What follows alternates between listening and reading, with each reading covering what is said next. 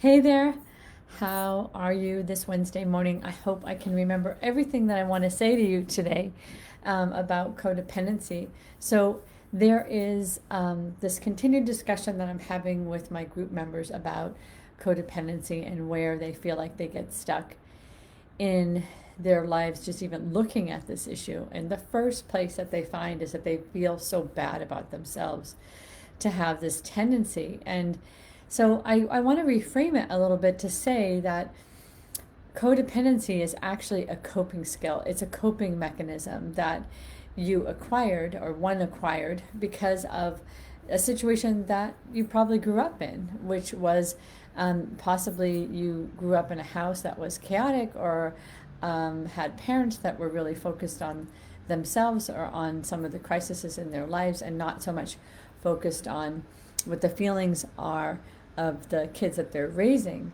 And so if there's that tendency that there's not a focus on what's going on for the child inside, the child doesn't focus on what's going on inside of them. And so the tendency is to be more externally focused, focusing on things outside of yourself. So one of the things that happens just naturally is that it's so much easier to focus on other people and other people's problems and to feel valuable that way than to turn the focus and see what's going on with you, dealing with the hard feelings that might be coming up, or just feelings in general that might be coming up, and understanding them. And then it translates into asking for what you want and actually soothing yourself and taking care of yourself. So this is a real common thing that I talk about in my groups with the members there, that people are really working on trying to focus more on themselves without that narrative of feeling really, really selfish, because it's such a contradiction of what they've learned, that focusing on other people and taking care of other people is really valuable, and turning towards yourself is really selfish. So you have to undo that kind of thinking. And I wonder if you notice that in yourself sometimes, that it's almost a relief to focus on things that are going on outside yourself than to focus on things going on inside yourself, and getting some kind of process going with yourself of understanding what all of those thought patterns are, and actually working with yourself when you might be having a hard feeling, or just a feeling in general. It doesn't have to be hard. It could be just examining a feeling that you're having. So I wonder again if you want to comment below on times that you're having something that is much easier to focus on. What kinds of things are easy to focus on? So in my group, the other thing that I want to point out, which was something we discussed last night, was sometimes when we grow up in homes that the focus is external on the other people and not on us, that it creates some kind of chaos that we're used to, a high level of chaos. And sometimes with chaos there's trauma. And a common trauma reactions are fight, flight, and freeze. And I know that you've heard of those before. But another one that's not talked about as much, and I'm going to start talking about it a lot more, is called fawn, meaning that anytime there's chaos or anytime there's a stressful situation, that the focus becomes immediately on taking care of that, of actually, it's almost self-sacrificing to take care of and to please the other person as a way to deal with the stressful event, as a way to show up. So much easier to be submissive and just deal with what's going on as a way to sort of de-escalate it, than to focus on what you might need in that situation and setting boundaries.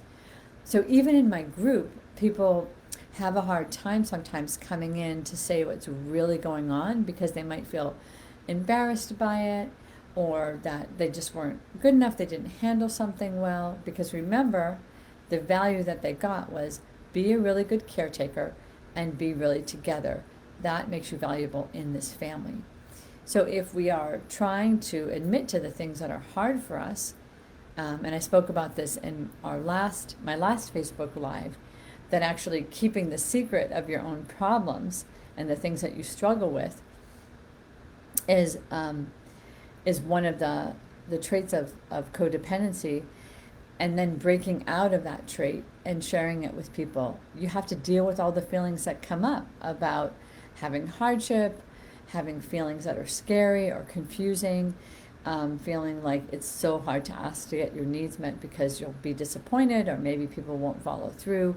So much easier to be in the position like, I know what to do here. I just need to take care of the person, submit to what is important to them and give up what's important to me.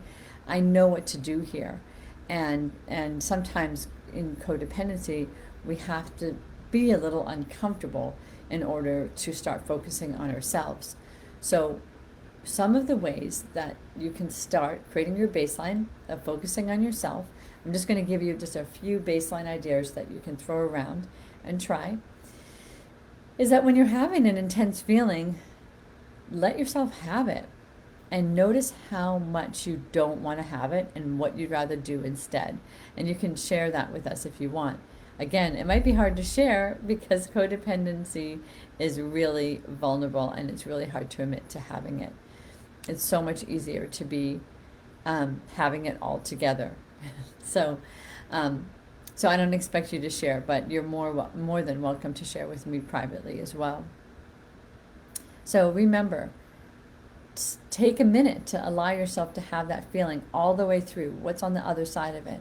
What's coming up for you? What feels intolerable? And then asking yourself the question, how can I help myself through this? How can I soothe myself? What do I need? And also remember and reassure yourself with the idea that strong feelings don't last forever. But, sometimes it's kind of like that ripping the Band-Aid off. It hurts more just the thought of ripping the Band-Aid off sometimes than ripping the Band-Aid off. And just allowing yourself to actually measure, like, okay, well, that feeling isn't here anymore. I actually timed it. It was really intense for 10 minutes. And then I breathed. I took care of myself. I listened to my thoughts that I was having. One of the things that I find myself doing a lot these days is journaling. And I usually go in and out of that as a technique, but I've been trying to stick to it these days. And I actually note what I have to say, and then once I've put that on paper and read it out, to myself again, I'm like, okay, well, that feeling, that thought is done. So there's lots of baseline techniques that you can do to encourage yourself to focus on your feelings, to give yourself permission to start focusing internally. And just notice the tendency of you wanting to do something else, like focus on other people and take care of them and be super together, as opposed to practicing just attending to yourself and allowing yourself to be where you are. And just little by little, giving yourself a little more time in that space that's uncomfortable, because eventually that space will feel really familiar and not so uncomfortable. And this is the delicate balance of trying to change oneself and work on a process and work on processing things, is just to get to know yourself more and more so that you can show up the way that you want. You can find the balance between focusing on other people and focusing on yourself. Because in our relationships, we get into these habits where it's so much easier to focus on the other person than to focus on what's happening with us. And it's really important, if you want to have a healthy relationship, to keep the focus on you. And then also balance the focus that you have on the other person, but don't forget about yourself. Because once you forget about yourself, you don't become that full person that you want to be in relationship. You don't get to be completely yourself. You start being just a little bit yourself. Being completely yourself, because you're wonderful, amazing, unique, there's no one like you in the world, is a gift. So I hope you get to fill up your spaces in your life, your social spaces, take care of yourself, and be more of who you are. That's my wish for you today. And I'll be back again next week. If you have things that you'd like me to talk about, please send me a message. I'd love to hone into things that will be helpful to you. I'll keep using some of the information that is shared in my group and share it with you, because I think it's brilliant, valuable, and inspiring, and I hope you do too. Have a good rest of the day, and I'll see you again next week.